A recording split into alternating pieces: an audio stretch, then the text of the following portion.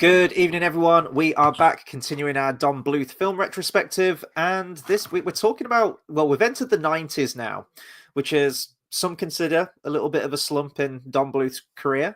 We're kicking off strong with this one, 1991's animated musical comedy film, Rock-a-Doodle.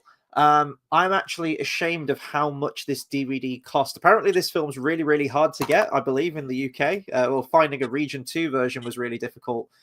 This cost me £15 just for this film. The other ones, thankfully, were a lot cheaper, but my word. This was one I actually hadn't seen. I'd heard bits and pieces about this film. Its reputation kind of preceded it. I knew that it was considered certainly one of Don Bluth's weaker films in his filmography, and kind of was like not the beginning of the end almost, but there's kind of a lot of films that didn't make their money back and were considered a critical and commercial flop.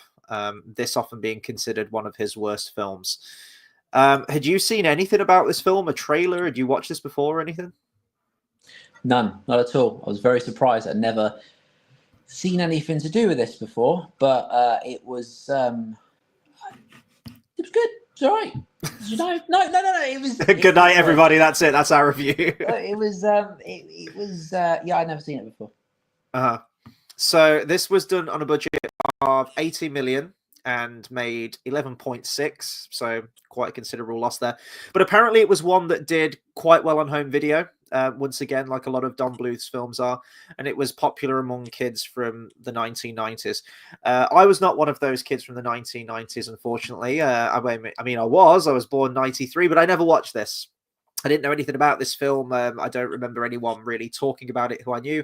American Tail, yes. Well, I mean, I watched the sequel more than anything. Land Before Time, yeah, that was massive. Anastasia, especially in the 90s, that being his most successful film. But a lot of these middle ones kind of didn't get much love. This one especially. There's a few others that I watched as a kid. Stanley's Magic Garden, as it was called for us in the UK, but now it's called A Troll in Central Park. Pebble and the Penguin, which we'll talk about in a couple of weeks' time. I had those on video. Loved them as a kid. Absolutely rinsed those films. But yeah, this one kind of fell to the wayside. And honestly, it fell under the radar completely. It did. And I can kind of see why, in all honesty. I tried to go into this film without, I heard all the negative stuff, that it was kind of underwhelming, that it was a bit of a mess. I wanted to put all that aside and just kind of view it on its own merits. And I have to say, I think a lot of the critics on this one were kind of right on the money with it. The plot of this film is all over the place. It feels like about 3 or 4 different films kind of all shotgun together. Is one of them Wizard of Oz? Well, that was one of the main inspirations. Yeah. One of the main inspirations for the film. To the point where I completely forgot that there was a live action segment in this film. And it did kind of catch me off guard a little bit when it happened. It feels like a segment that isn't really needed. It feels incredibly dated, and maybe it was made with that in mind, but the actual main inspiration for the live action element of this film was Who Framed Roger Rabbit, which came out a handful of years before this film and was wildly successful. And Don Bluth was really blown away by it. He thought it was absolutely groundbreaking, and he wanted to bring that live action element and have that live action / animation feel to it. This does not look as good or as seamless as the live action and animation segments in that film. Even to this day, I watch Who Framed Roger Rabbit, and we'll be talking about that after we finish this retrospective. It still looks amazing, and the level of things that they went to, especially in the 80s as well, to achieve the look of that is still groundbreaking to this day. This looks very dated, like the actual live action elements where they integrate the animation around them. Like the rotoscoping, I guess it is, on the live action footage. You can see the hazy kind of line around the live action elements. It looks really unrefined. It kind of looks like one of the old school Disney movies, like the Pete's Dragon kind of stuff. I was about to say, that's what it reminds you of, Pete's Dragon. I was literally there thinking, please, because I was never a big fan of that movie. Well, Don Bluth worked on that as well. I know he was one of the animation directors on that film, so that kind of checks out. But yeah, it feels like one of those, which at the time was probably amazing for Disney, seeing that kind of stuff. But even when you watch those films now, you're like, oh, you can see the cracks in it a little bit now, and how everything looks a little bit unrefined. But this was 1991. I feel like advancements with that kind of stuff had come, you know, way ahead at that point. There were a lot more advanced, especially as we just mentioned, Who Framed Roger Rabbit, which came out, that was like what, 1988. So just a couple of years after that, you would think that things would keep advancing in that direction. Maybe it was budget, maybe it was time, I don't know, but it really doesn't look that good. And I think it's kind of unnecessary. It took me out of the film, to be honest. When the film starts off, we get this very nice musical score number where we get the voiceover from, and all the way through I was listening, I was going, I know that voice. Where do I know that voice from? I wasn't thinking that though. Oh, really? Only because I was distracted by what's his name, the thing in the tuxedo. The thing in the tuxedo? Yeah. He's a bird wearing a tuxedo. He's not wearing a tuxedo. He's wearing a cape. Yeah, but the thin one, the tall, thin one. Did we watch the same movie? Yeah, with the tall, thin bird, and he has the black tuxedo on. I don't know what the fuck you're talking about. In this movie? Yes, in this movie. Well, it was the thing, and his voice is the one I was penned on because. Are you talking? Oh, you're talking about like the magpie character.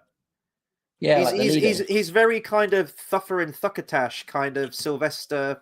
Yeah. From Looney Tunes kind of voice. Is that the character you're talking about? I think so. I don't fucking know who you're talking about. I'm guessing it's that character. Perfectly. He's the character. But anyway, his voice, he was played by the same guy that did Mandark in Dexter's Lab. Oh, cool. And I was like, I was there, like, that's the whole time my mind was on that. So, yeah. But yeah, no, like the narrator's voice, I was listening to it and I thought, I know this voice. And then it clicked for me about a quarter of the way into the movie. I was like, that's the voice of Baloo the Bear and Little John. So Phil Harris, this was actually his last film role, which is quite remarkable. He did Disney's Robin Hood in the 70s. I think that was, let me just find the date. Yeah, he did Robin Hood in 1973, and then he moved into television and he did some episodes of TV throughout the 80s, but not all that much, really, not a whole lot of credits. And then, yeah, about, just over 20 years later, he came back and did Rock-a-Doodle and played the character of Patu, the narrator. And that was it. That was all said and done. I did find the narration, though, to kind of outstay its welcome by quite a bit.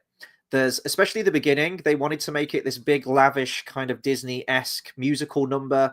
They had a big influence on the music in this film. Like that's what it turned into. What do you mean? Sorry. It didn't feel like that's what it became. They had this idea, and it felt like it didn't run with it properly. Yeah, there's loads of different ideas in this film that all don't mesh, and it turns out into this like really random, whacked out kind of bizarre fever dream of an idea. But the narration really did get on my nerves after a while. And that's nothing against Phil Harris. It's great to have him back in a film. It's wonderful to hear that voice again. But they added way more voiceover in because apparently test audiences were really confused by the plot. They felt it was all over the place and lacked cohesion, which I could absolutely understand why. It is all over the place. But because of that, you have these big intro musical numbers where you have Glenn Campbell. You've got fucking Glenn Campbell in. Great musician, singer-songwriter. And you just have all of these musical numbers being interjected by this voiceover and this narration that keeps stopping the music and it fades into the background. And this happens numerous times. And it's just times where you just want to let the music and let us be introduced into this world as you would a Disney movie. And a lot of the music is just, maybe it's not that way on the soundtrack. I'm assuming you actually get the proper track on the full release soundtrack of this thing. But yeah, you keep getting that character of Patu narrating over stuff.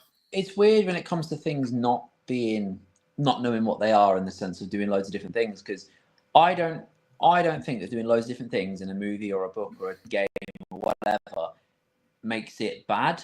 You know what I mean? It's the length that they ran with these ideas, like the musical numbers, the length they ran with it, but then to kind of go, yeah, but we've got another idea, was very like, it just felt quite staggered, like you can do loads of different ideas and be random and do that, and that can make for an amazing story. But there's a certain length you run with something, like you'll have like a main character to just, do you know what I mean? There are certain like lengths you run with certain things. And when it comes to this and the musical numbers, it's like, okay, we were going somewhere, and then it just kind of didn't, if that makes sense. Yeah. It's also a very short film. It clocks in at 74 minutes, and I think that's with credits as well. Now, my copy of my DVD had incredibly long credits, to the point, because I always watch the film credits on every single film. It's kind of like a nice outro to the film. You mull over your thoughts and what you think of it and everything. And I was watching it, and I think it was about 10 minutes in. It felt like 10 minutes. I was like, these credits are still going up. This is insane. Suffice it to say, it's a very, very short film. But even at 70 odd minutes, it feels like a short film idea that's been dragged out and padded to fit a feature runtime. And you even mentioned that, I think, right around the time you started the film today. I was literally, how far in? Like, I think barely like 5 minutes, I think. Yeah, it was like a minute in. And it was, because the whole, like, the intro song felt like the intro you would get to a TV show. And it was, I could imagine this in the same vein as what was it called, The Small One, or Banjo the Woodpile Cat. And actually, speaking of Banjo the Woodpile Cat, there is a lot of that in this movie. So much of it. The main character is transformed into a cat, so you have your little kitten character. They go on this escapade into the city, this big vibrant city. You've got lots of song and dance numbers and whatever. And it's based on a farm as well, trying to get back home and save the farm. So a lot of similar story beats there throughout, I think, to some of his earlier stuff. And again, that's more of the hodgepodge. So you have your live action Wizard of Oz sort of style that intro and outros the film. You have your main character transformed into a cat by the villain of this film, who's the Duke of Owls, played by Christopher Plummer. I will say, I love the design of the character, the Grand Duke of Owls. I think it's a cool look, and Christopher Plummer does a great job for the voice. But I just don't feel like they had a clear identity of what this villain wanted to be. He's got like magical powers. He can transform people. He's a creature of the night. He likes the darkness. There's something there, but it feels like they tried to pad too much stuff onto this character. And then the whole second act of the film, the Duke of Owls just disappears. We don't do anything with him for such a huge portion of this film. The kid gets turned into a cat, doesn't he? Yeah. And it's and the kid can't talk English because he's... I don't want to badmouth him because he's a little kid. I think he was like 8 years old.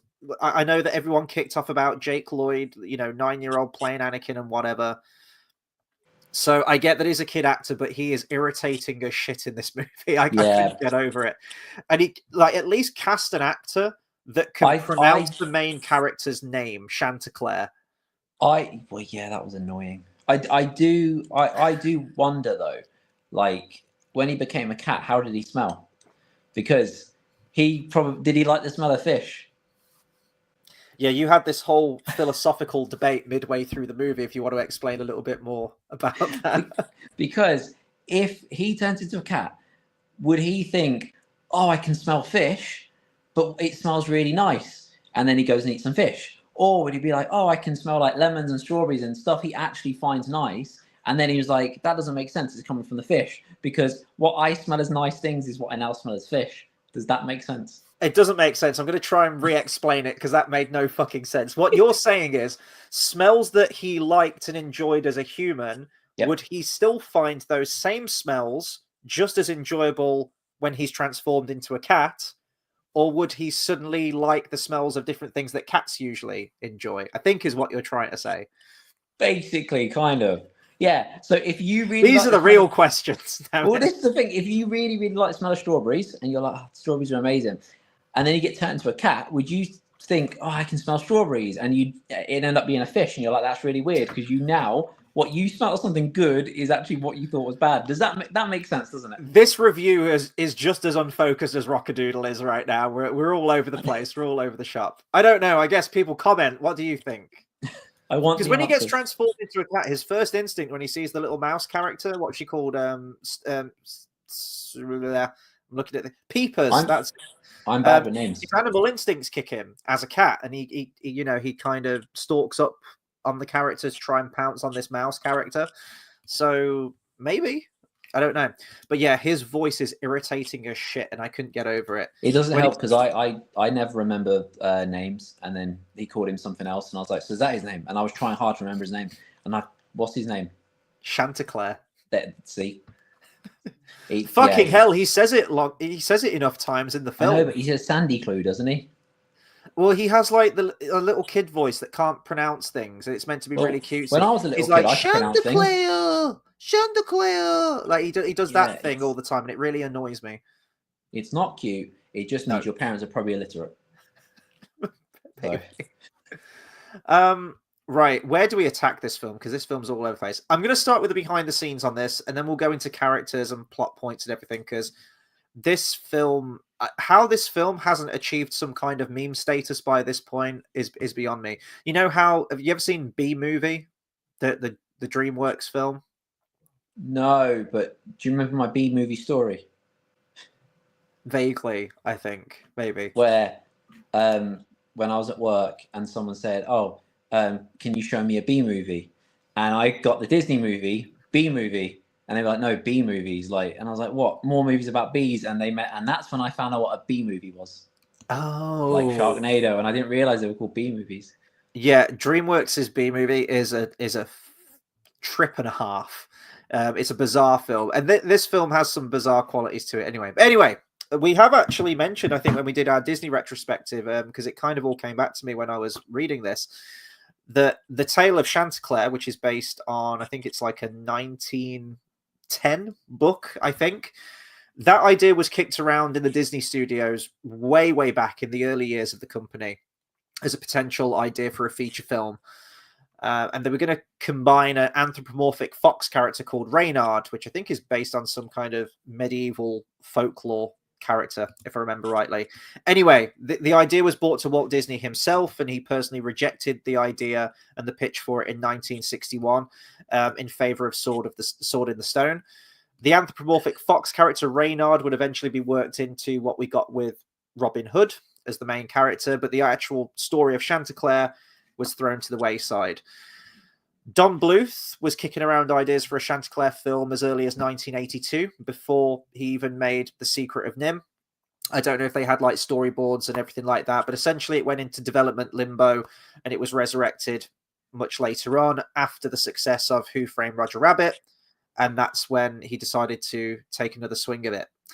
How the whole idea of Chanticleer being this Elvis Presley rock and roll impersonator came on board, I have no idea. That's very strange. Now, I'm not completely against it, because I absolutely love Elvis Presley. I love his music, and the music in this is very fun. The musical numbers are very vibrant, good choreography, pretty good animation for the most part. When you can actually hear Glenn Campbell's vocals, and you can hear the music when the narration isn't over the top. But I do think it's weird that you cast Glenn Campbell and they just say, do an Elvis impersonation all the way through. I feel like you should get Glenn Campbell to be Glenn Campbell, you know, like Rhinestone Cowboy and everything. Yeah, that would make a lot more sense. Yeah. So it's bizarre. But this was actually Don Bluth's first having a go at directing live action footage. So originally they had a director on board called Victor French, who had directed a couple of episodes of like American comedy TV shows, and he was set to direct all the live action elements, and Don Bluth was going to handle all of the animation. But unfortunately, he died from lung cancer, so Bluth took it upon himself to direct the live action stuff as well. And he described the whole process is absolute hell. I watched the behind the scenes featurette, and he's on this really dingy, muddy farmyard set, you know, from like the end of the film when all the rain's coming down. And he just looks like he's having a miserable fucking time. And he says, you know what? I did this, and I thought maybe this would be the turning point. I'd start doing live action direction, and I'd want to leave animation behind and pursue a career in directing. And he says, after this, he says, absolutely not. He says, there's so much waiting around. If I'm not happy with a take and we have to go again, we have to wait for like 50 or more so people to be ready. And he says, if I make a mistake in animation, or if something's not working how I want it to work on the page, I just get my eraser, rub it out, and I can correct it. And I have complete control of the situation. Not to mention he's working with animals. and children. Two things that are meant to be absolute hell if you're a director. It never work with kids, never work with animals. And what about he a had kid to do animal? both of this. Well, yeah. Or a feral child. And he just said he had to have the patience of a saint for this, and I imagine he probably did. There are some things that did get sort of like left out on the cutting room floor on this one. The main thing, and I guess it's kind of a plot hole as it stands in the actual movie, although Don Bluth did, in like an interview, I think, offer an explanation for it, and there was a tie-in book that was written by Don Bluth to coincide with the release on this. The sun rising without Chanticleer singing at the very beginning. I was like, okay, so the whole conceit of the story is that Chanticleer cock-a-doodle-doos every morning, and it makes the sun rise, and everyone's got sunlight, and everyone's happy and frolicking and whatnot. But and then the owls say no. Yeah, the owls distract him in a fight, and the sun still comes up anyway. And then all the farmyard animals are like, well, Chanticleer's a fraud. They cast him out, and in disarray and sorrow, he leaves the farm, and he's really miserable and depressed about it. But there's no explanation given in the movie as to why the sun still rose up of its own accord. Because it's the sun. It can do what it wants. Well, yeah, but then at the end of the movie, he saves the day and he cock-a-doodle-doos, and then the sun rises again. But Don Bluth offered more of an explanation, which isn't featured in the movie, and I feel like it should have. With all the amount of narration that we have in the movie from Phil Harris's character, there should have been a line about this, I feel. So this is a quote from Don Bluth, who says, Rock-a-Doodle is a fantasy, something that we just made up. It's about a character named Chanticleer who thinks that when he crows, the sun comes up. The truth is, it does, until one day, into the farmyard comes another rooster who fights with Chanticleer and keeps him so busy that the sun, who has a habit of coming up every morning at that time, peeks its little head over the hill. When Chanticleer has not crowed, and when he sees that the sun has come up without him, he's devastated. All the farmyard animals ridicule and laugh at him, so he walks away and says, I'm a nobody. The sun becomes very upset after that and hides behind the clouds, never to come out again. And there's a little bit more after that. But inherently, the sun peeks its head up just to see what's up. Chanticleer crows, and then it comes up the rest of the way. That's your explanation as to why it rose up a little bit. But that's not in the movie. You don't get that. So that's like a huge gaping plot hole for me in the actual final film. I mean, his character's just a bit weird, isn't he? He's not. He's nothing special. Well, Chanticleer? Yeah. Oh, he's just Elvis Presley, basically. Exactly. There's no ands, ifs, or buts about it. That's the. Etamon was a better Elvis impersonator than him. Was that a thing in Digimon? Did they have an Elvis? My god! They did. A monkey that was impersonating Elvis. Jesus Christ! Was a Digimon, and then he digivolved into a metal version of him. Okay, I've got to check. As soon as we're done with this, I've got to check that out, because that sounds amazing. I do not remember that at all. Let's go into some of the specific characters then. Now, do you have a favorite character in this, or like a standout moment in this film? don't everybody speak at once. I like the fat owl. Oh, the villain, the main villain, yeah. Okay, I liked his design. I really liked his design. He looked menacing. He looked dark, evil. Yeah, he looked the part completely. What did he turn into? Maybe not that, but it wasn't. But it wasn't the worst. I've seen worse. Mm-hmm. Yeah, I really like the character design for the Grand Duke of Owls, and I mean, we have seen an owl character before in Don Bluth's films. It reminds me of the what do they call him? Is it just what's like the magical owl in The Secret of Nim that they go to, like the big scary owl that she goes to for counsel when she's trying to find where the rats are at? You're asking the wrong person the thing about names. Anyway, the evil, mystical, magical owl character in that film, I love the design of that character. And I love the design of this character. Christopher Plummer brings a really like fun, sort of like foppish personality to the character, and he's got a really great voice for it. It just felt like they didn't have an identity sort of pinned down for what they wanted the character to be. He shows up as this magical mage-like character that has the power to transform people into whatever he wants, and he transforms the main character into a kitten, because, quote, he says they're more easily digestible. But he never uses this power again, and it seems like he just has infinite magical powers that he could just do this for.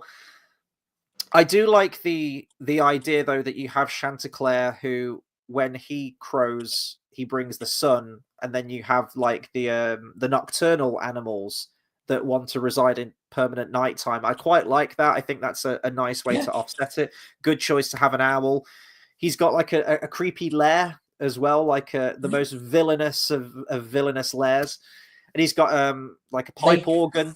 They should have made Chanticleer, or whatever his name is, a bat. And how would that work? They should have made him a bat, yeah. And because owls are predators of bats. But it's also a nocturnal creature, so he'd still want the nighttime.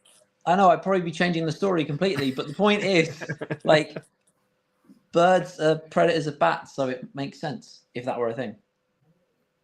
It's not a thing though, but he does have an organ, and he does like music, and he creates nighttime by playing his music, this kind of operatic stuff. So it's all cool stuff, but he's never truly villainous to be intimidating.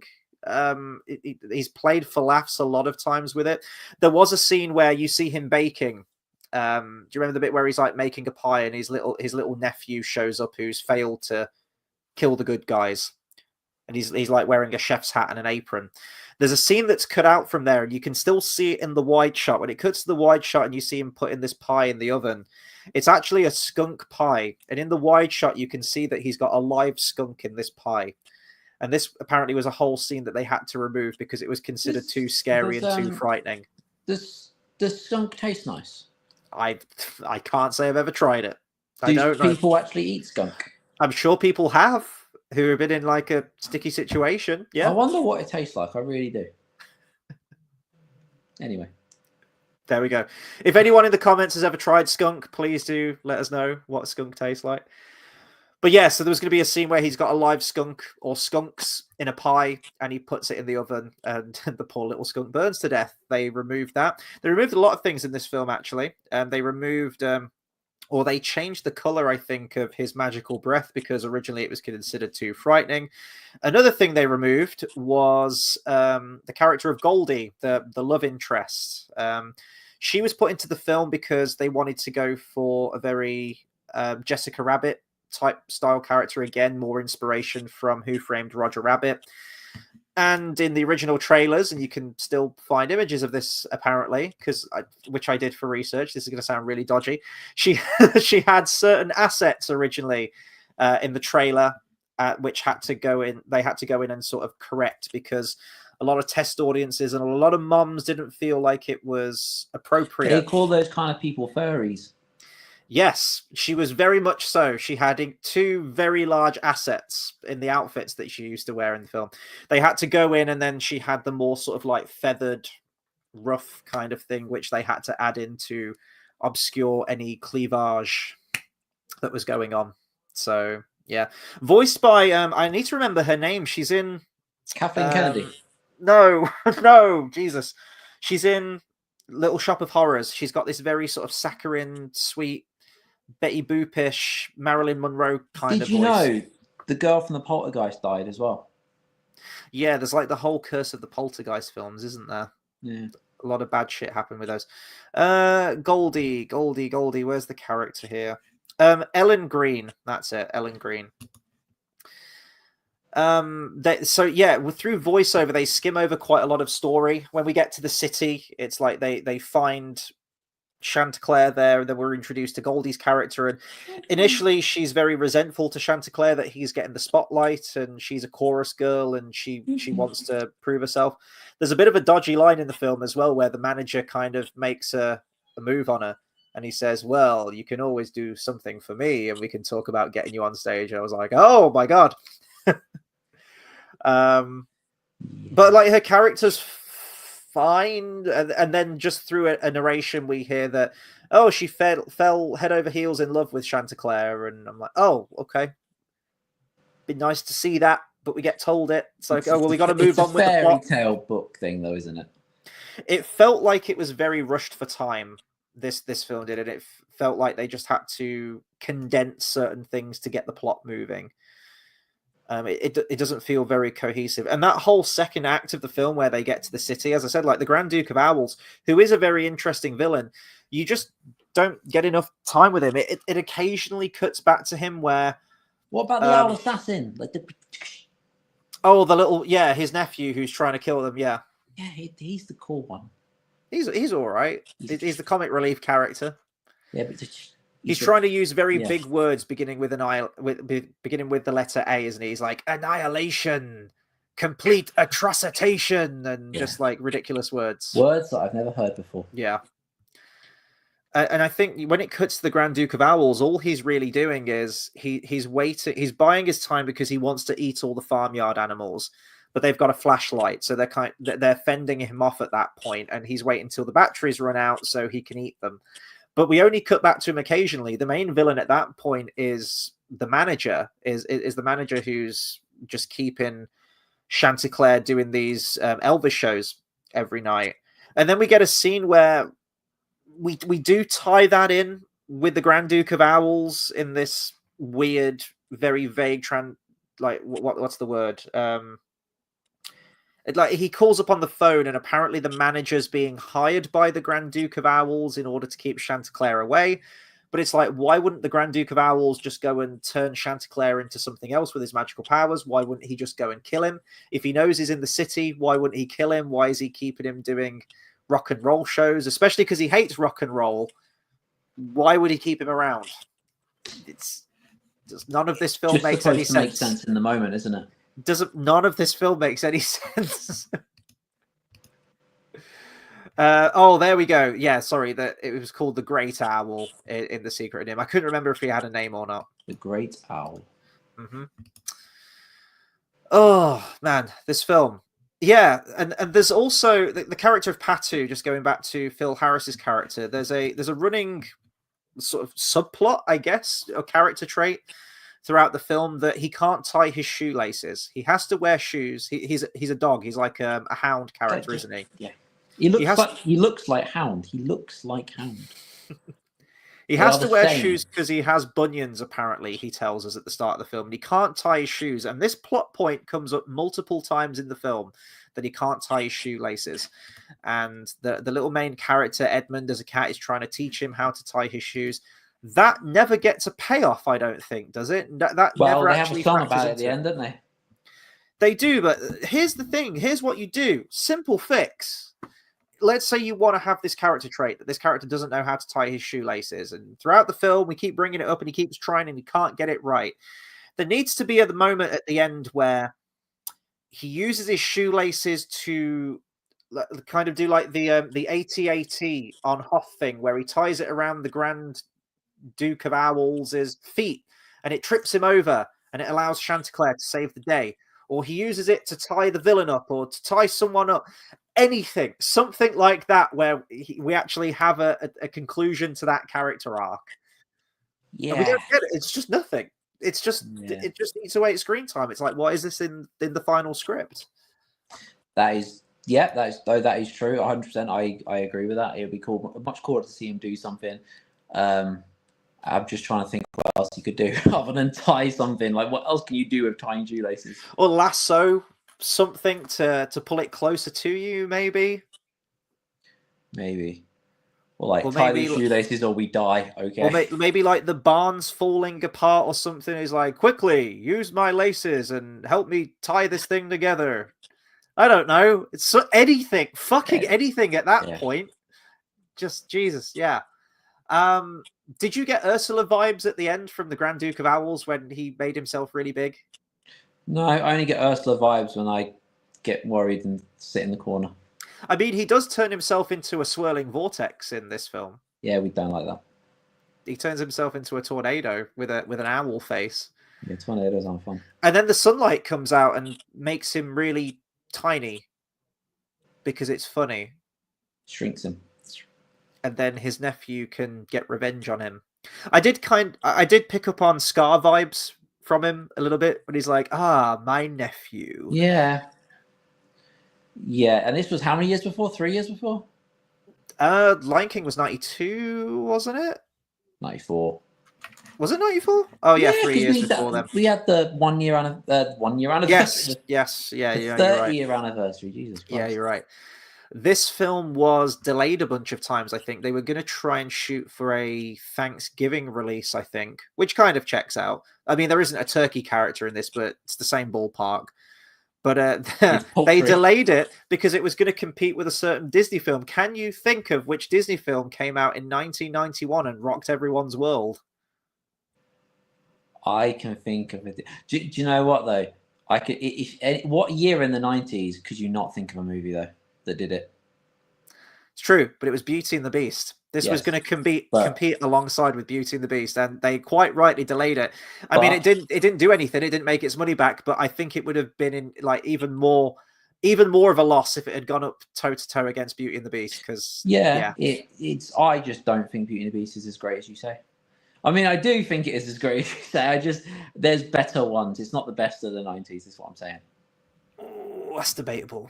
I mean, the 90s does have some great ones. So if someone said like, hey, I prefer Aladdin or I prefer Hercules, I wouldn't argue with you because they're great films in their own right. But Beauty and the Beast is pretty special.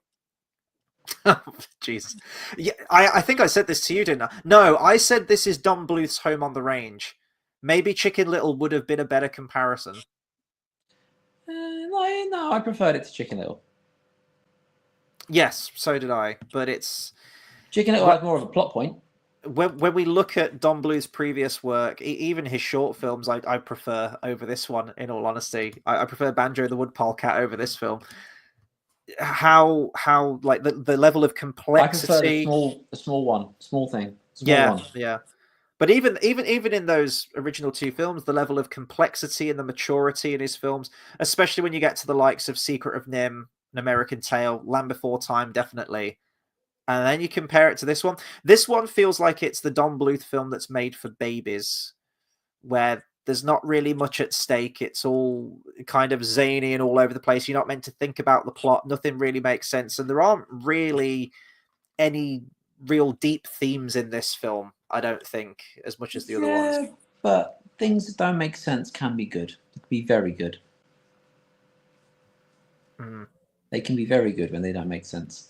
But the thing is, it depends how far you want to go with certain tropes, because you can have a nonsensical thing going on, but if you focus on something, but then there's no payoff all the time, it's really not making sense. It's more of a just, that happened, and we kind of forgot about that. I feel like to make this more focused, you could have had something where keep the intro as it is, not with the live action stuff. I'd have got rid of that stuff. You have Chanticleer leave the farm. You probably flesh out the intro a little bit more and not have it all be done through voiceover, and we actually see all of those events play out. And then maybe the Duke of Owls captures Chanticleer and holds him prisoner in his castle, and then the main characters have to travel across the land to get to the Duke's castle, to rescue Chanticleer and to put an end to the darkness and stuff. Something more focused like that. No going to the big city where you've got Las Vegas, essentially, which is right next door to the farm. And they just travel down the river and they just happen to show up in Las Vegas. And and that is the way of the world. Guys, I'm honestly struggling to think of anything else. I guess we could talk about the music in a second, because some of the music was good. I like the whole about tying. How did the last song go again? Something about tying your shoelace, and life is like tying your shoelace. Tying your shoes, yeah. That was good. I like that one. I like is it Sun Do Shine, like the main one that gets it's the intro song and it gets the reprise. I quite like that one. It's like this very gospel sounding one, very Elvis Presley.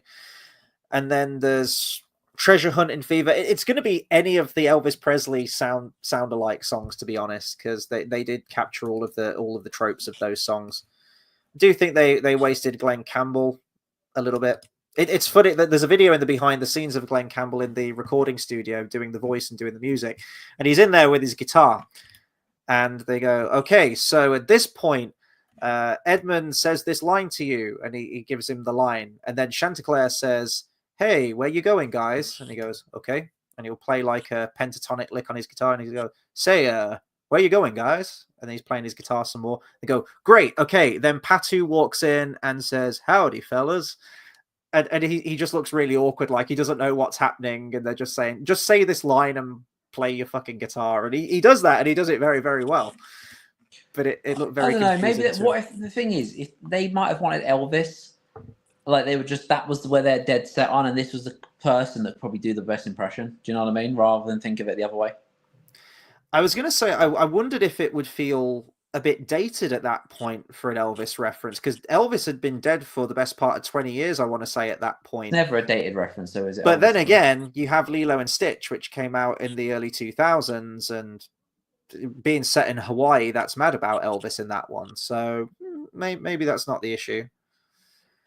It's just a very unfocused film, really. There's nothing that particularly grips me. There was no sort of piece of animation that really stood out to me. As I mentioned, I quite like the design of the Duke of Owls, but I just don't think they did much with his character, even though I think that Christopher Plummer did a bang-up job with the voice and sounded like he was having a lot of fun and brought a lot of personality to the character. It just felt very unfocused.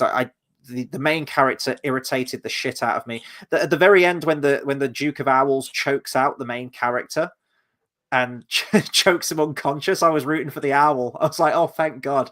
I just always kept thinking the Court of Owls all the time. Yeah. It's in my head. There's some nice orchestral music in this as well, like the main theme by Robert Falk as well. I quite liked that. It's some nice music that leads you into the film. It's very nice and whimsical and charming, and I thought it was a nice musical score that accompanied it. But there's just nothing to stand out in this film. It just feels very, very unfocused. It's a bizarre idea to begin with. Crazy, crazy idea, and it just didn't feel like there was much stuff holding it together. There's not really like any emotional beats. There's no main narrative drive. Didn't you at all ever feel sad for Shamanda? What's his name? Clara? Chanticleer. Chanticleer, there you go. Did you never feel bad for him at any point?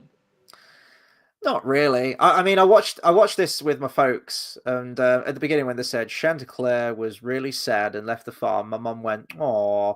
So I guess my mum did. It works. There you go. See, someone found it emotional.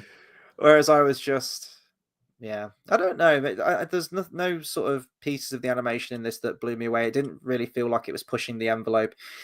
It's definitely a step down from Don. It depends, yeah. Depends who you are. If you've seen a dead corpse set, in front of you, then pretty tame, really, isn't it?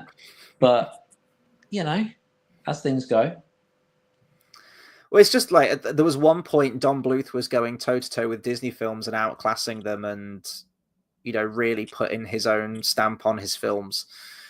Even All Dogs Go to Heaven, which isn't my favorite Don Bluth film, even compared to some of the other ones that came before. But there is still so much more to say about that film and emotional beats to that film that we can talk about. Whereas this film, this is a film it feels like you just stick on to just shut your kids up for like an hour and they just watch pretty colors and funny little animals on screen.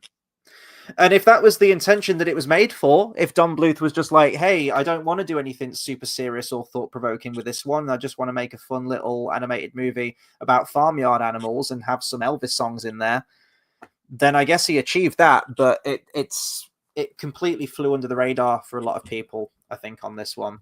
Even Bath Time says, all right, lads, never seen this one. Yeah, same. Neither had I. Yeah. It is on YouTube, though. You can watch it for free on YouTube. Because we had a bit of a panic before we did the live stream for this tonight, because you messaged me about like an hour and a bit before and you said, I can't find it anywhere to watch. Yeah, my TV wasn't working, so I was like, oh, and you were like, oh, it's on YouTube. I was like, oh, okay. You were probably like, oh, thank God I don't need to watch Rock-a-Doodle tonight. And I was like, I found it on YouTube. You were like, oh, thank you so fucking much. Yeah, you get to watch Rockadoodle. But we've watched it. It's done. I dropped 15 quid on this film, and I probably never watch this film ever again. I did watch it twice. I watched it again just before we went live. I watched it on 2x speed to get it watched and just to remind myself of the film. And it's not very good. It's not a very good movie. It's not the worst thing I've ever seen. Better than Encanto. There you go. There you go. Bath Time says that he sent me an email. Yes, I will get to my emails, mate. I've been completely rushed throughout the rest of the day, so I'll check those later and we'll organise something, mate. JDC says, similar to how the deleted footage of All Dogs Go to Heaven was resurfaced almost a decade ago, the deleted scene from this movie where the Grand Duke makes the skunk pie was resurfaced as well. Oh my God, thank you for letting me... Okay, I will be going back to the world of Rockadoodle. As soon as we're done here, I will watch that scene. I didn't realise that, so thank you for pointing me in the direction of that. I think that was everything that was removed from the film, I'm pretty sure. It feels like it's a running theme with Don Bluth films that he always has to cut his films down a little bit. I feel like the only film that he had complete control on, other than a Banjo the Woodpile Cat, was probably The Secret of Nim. It feels like every other film he's made has had to have some kind of studio compromise, or they have a say in the final product of what gets made. I think that's why he abandoned... After he made Titan AE, I think that's what happened. I think Fox kind of shut him down and he just went, I'm not going to do this anymore. I'm done. I'm tired of studio control. I can understand that if you're a creative, you just want to make the product you want to make. And maybe he did with this. I don't know. Maybe this is just 100% unfiltered Don Bluth.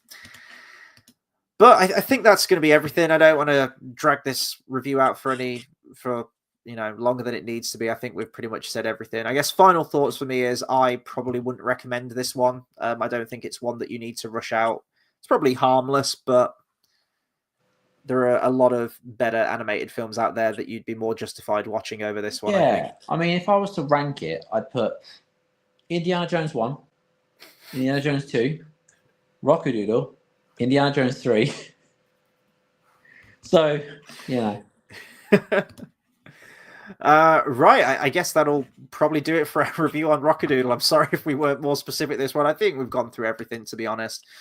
Next week, we're moving on to another one that I haven't seen before. I do remember the trailer for this one at the beginning of one of my Warner Brothers videos. We're moving to 1994's Thumbelina. I am excited for this one. I'm looking at the animation on the back and it looks really nice. This is more akin to Thumbelina, what I'd expect from a Disney movie kind of feel, one that they never touched. So yeah, looking forward to seeing this one. Hopefully a Don Bluth classic on this one. I do remember the trailers, as I mentioned at the beginning of one of my videos. This one a few times. Oh, have you? Yeah. Is it a good one? From what you remember it. The thing is, I just remember it being there like a number of times in the background. So I don't remember it fully, but does that say to me that was actually quite good because it was just always on? So I don't know, but yeah, I don't remember it properly. I just know it was always on. Well, I'm looking forward to it. We're past the halfway point now, I think, with all of the Don Bluth stuff. So after Thumbelina, we've got 1, 2, 3, 4, 5 weeks. So just a little over a month, and we've gone through them all.